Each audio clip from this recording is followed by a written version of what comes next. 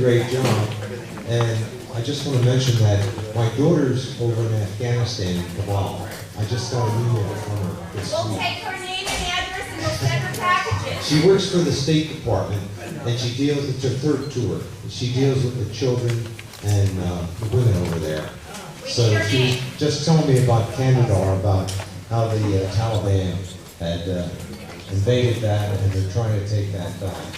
So it touched my heart with that. Anyways, I pulled Johnny McGinnis into this fight when he first got into the legislature, and I don't know if I did him a favor or not, because we were just convincing him a little bit quick when he sat down, and both of us had targets on our back. He's a Republican, I'm a Democrat. They're going to go after him, they're going to go after me. And we know. We will defend you, sir. Well, we see it coming, trust me when I tell you, because we've hit a nerve. John is very, very good at what he does, and his presentation and the work that he did, just like Richard Shuker, who's worked with me on these very issues. And one of the things that I had uncovered, John is good with the numbers, and so is Richard. And one of the things that Richard said to me last summer, and there's two things that I just want to mention. First of all, I'm a big supporter of 76. I've gotten 39 additional co-sponsors 2 years ago on the legislation. That's one thing. The other thing was the constitutional amendment, and boy, did I get lambasted by my Democrats, that the Commonwealth of Pennsylvania should not take anybody's home, ever, ever, ever, for tax purposes. So I put in a bill, a constitutional amendment, that would guarantee that nobody, school district, municipality, counties, or the state would take anybody's home, ever, ever.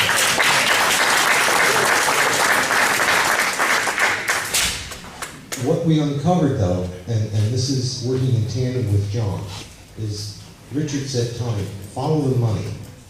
So in looking at what goes on with these pension issues, it's the money that's driving this. Now what do I mean by that? The big guys in New York, the big investors, the banks and the investment groups up there, millions and millions and millions, they're making more money than us, basically, when you look at the scale of things. But what's happening?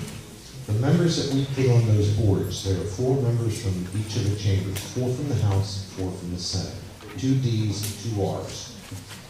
And I feel personally that they're in the hip pocket of the big investor groups in New York. The governor gets the majority of the other appointments. Many of these people have no knowledge about investments or how investments work. And of course, they're the ones that are making these monumental decisions. But it gets worse than that. I am absolutely convinced, and this is the piece of legislation I'll mention to you very briefly, and then I'll turn it over to Richard, that money is changing hands. And money always is the hidden factor in driving just about any issue. In government and in the private sector, it's always about the money. The contributions, political contributions, that are going to the leaders of the House, the Senate, who make the appointments to these boards, and the members that sit on those boards. And what I'm saying with this legislation, it would be a felony for anybody serving on those boards to take a single dollar, a cup of coffee, anything. A felony for anybody, direct or indirect, to take money for political campaigns.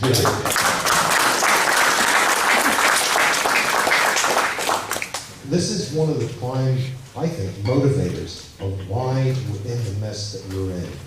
Because at one time, we had a law in the books that you could not go over a 2% risk investment, similar to what John was just telling me. 40, 47, 49% risk investments, the bottom dropped out. If they wouldn't have been doing that, we would have never been in the shape that we're in, okay? But they're continuing to do it. And until we get a law on the book again, to similar to what John was saying with his legislation, to cap that at no more than a 2% risk investment, they're going to continue to do the same things over and over and over again. And we're going to continue to get a bloody nose on those particular types of investments. So with that, we have 3 pieces of legislation.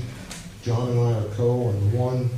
John has his bill in, another piece, and I have this one in that's going to say no more free money for any political people, similar to what we have in the banking and the gaming industry, by the way. That's my spiel. Thank you. God bless you.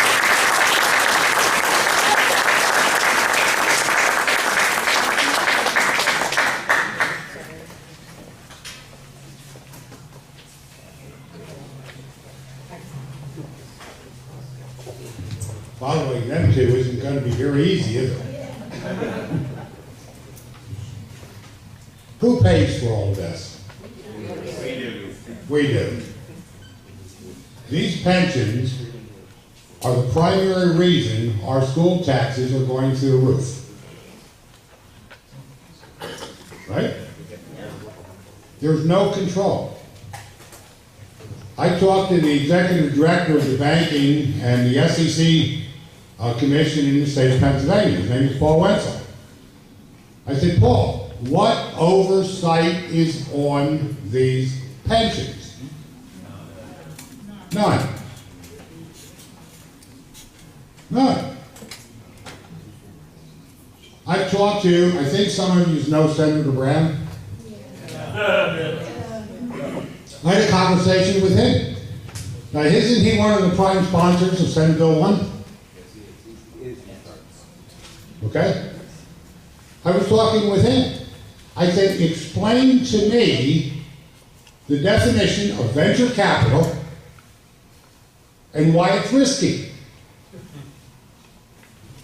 I heard from him what I just heard from you. I asked him about the hedge funds. I got the same answer.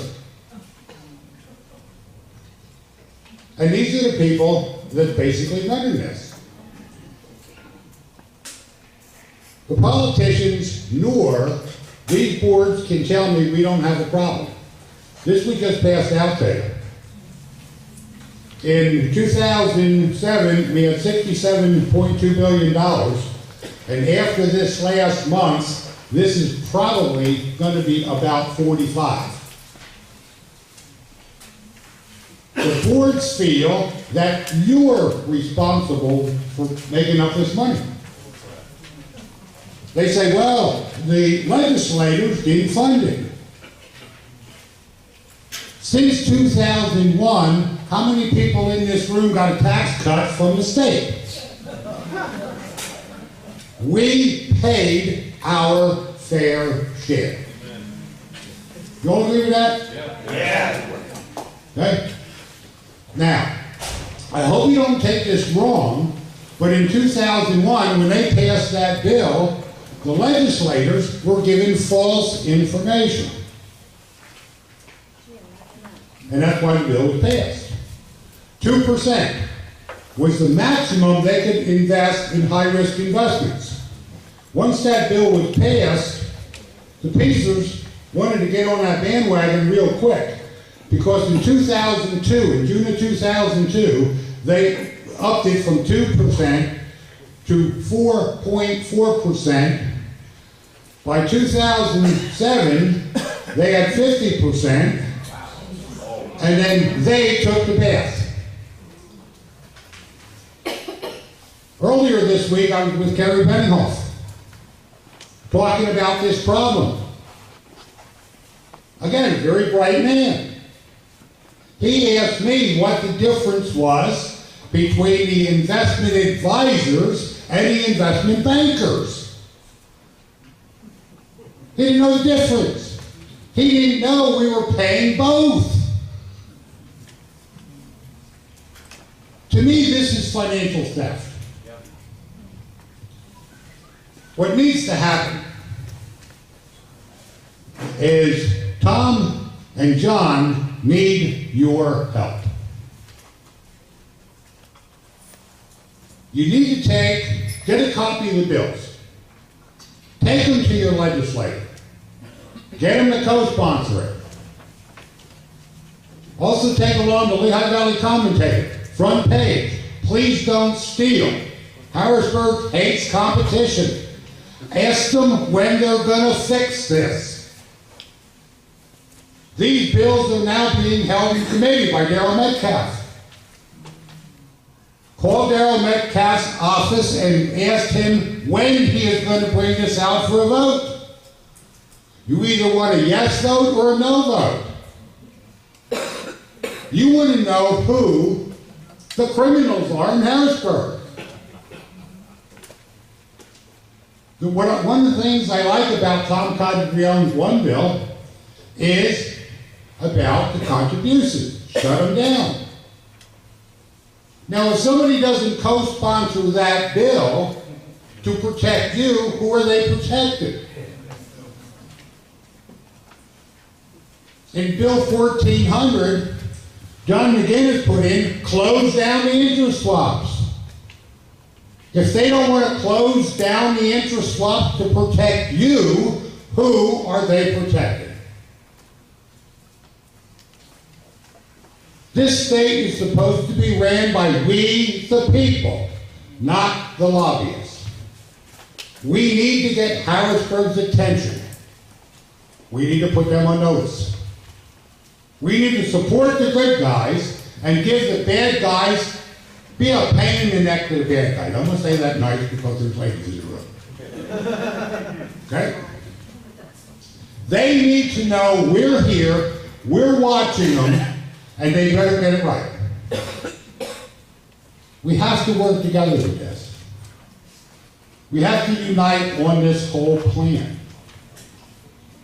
If we don't stop the corruption in the pensions, more people are going to lose their homes. If 76 passes and they don't fix the pension, then the state's going to have to raise your taxes. With the fraud that I've seen in Harrisburg, and I talked to both Ben Hoff about this and David Reed about this. I said, our budget, if you would fix the fraud, should be $17 billion a year, not 30.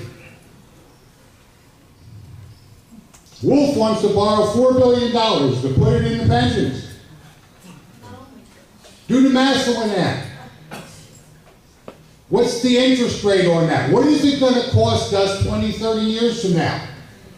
And how many times are they going to put that off and not pay it off to raise the debt even more? This is a compound problem. And we need to stop it. We need to do it now. We need to unite. Win as a team. We need to get the legislators on our side. Either they work for us and do it the way the Constitution says, we the people, or they're out of office.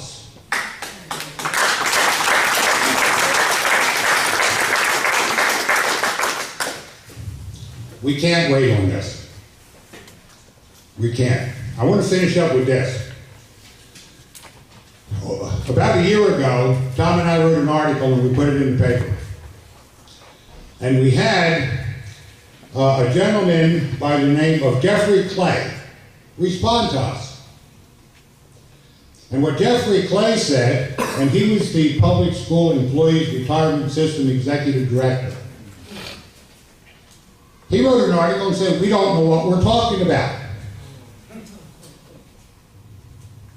Now, I met legislators that brought this up to me because he stated in here that in Jack Wagner's report on the pensions that proved these problems in 2006 and gave them direction to fix them, he said there was 16 and they fixed 13. Now, if you want to look at Jack's report, I have it up here. There isn't 16 recommendations, there's 44. And the most important one was Jack Wagner said, get out of the high-risk investments. And they said, what?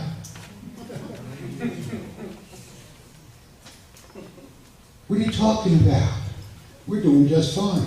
And besides that, we need the legislators to pass the bill So we are forced not to do it. As John mentioned, the prudent man law. They don't care. They're taking your money. And you're not important to them. Now, since 2000, well, let me go back. Because that report was given to all the main people involved. Guess how many of the legislators actually got a copy of it? Tom, did you get a copy of it? No. That report came out and they buried it. Now, the good legislators like Tom and John, if they would have got that report, they would have jumped on it and said, we need a bill. They wanted to hide it. That's why today, I believe, Harrisburg is the biggest casino using the taxpayers' money that we have in this country. And we need to stop the theft. Do anybody have any questions for me, John, or Tom? Please ask them now. We got them here. I was back here. How many of you guys coming up? We can answer them. While they're coming up, I'd just like to make one quick comment. Your Tea Party board earlier this year went out to every state lawmaker in the Lehigh Valley, the House reps anyway, and asked them all to sponsor House Bill 845. At that point, HB 1400 had not yet been introduced. Of the dozen or so, maybe 7 or 8 House reps in the Valley, one had already sponsored, but none of the others. All the others said, oh, we'll support it, but none actually sponsored. And so we're coming up this fall, we're going to do another round and see if we can get these folks on board to sponsor.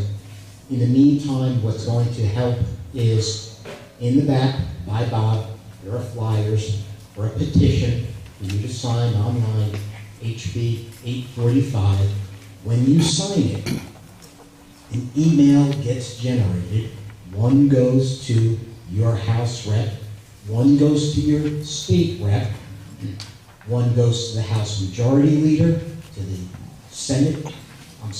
to the House rep, your senator, to the House Majority Leader, to the Senate Majority Leader, and to the governor. So you sign one petition, generates 5 emails to these folks, and this is what we need to do to get the message out to them.